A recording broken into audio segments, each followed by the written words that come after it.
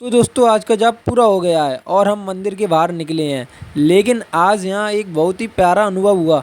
बाहर हमें 3 भाई मिले जो हमारा व्लॉग देख रहे थे और कई देर से हमारा इंतजार कर रहे थे, लेकिन हम अपने जाप में लीन थे। उन्होंने हमें देखते ही कहा, तुम दोनों ने बहुत बड़ा और पवित्र संकल्प लिया है। ये सुनकर सच कहूँ तो दिल बहुत खुश हो गया। जब अपने दर्शक हमें इस तरह पहचानते हैं और आशीर्वाद जैसा समर्थन देते हैं तो लगता है कि हमारा प्रयास सफल हो रहा है। उन 3 भाइयों ने कहा, इन दोनों दोस्तों को ज़्यादा से ज़्यादा सपोर्ट करो क्योंकि इनका मकसद बहुत नेक है।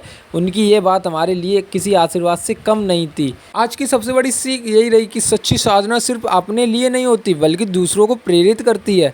हाँ, जब लोग हमारी यात्रा से जुड़ते हैं और उसे अपनी भक्ति का हिस्सा मानते हैं तो लगता है कि राम नाम की डोर और भी मजबूत हो रही है। हमारे लिए डे 23 सिर्फ एक और दिन नहीं बल्कि एक नई जिम्मेदारी है।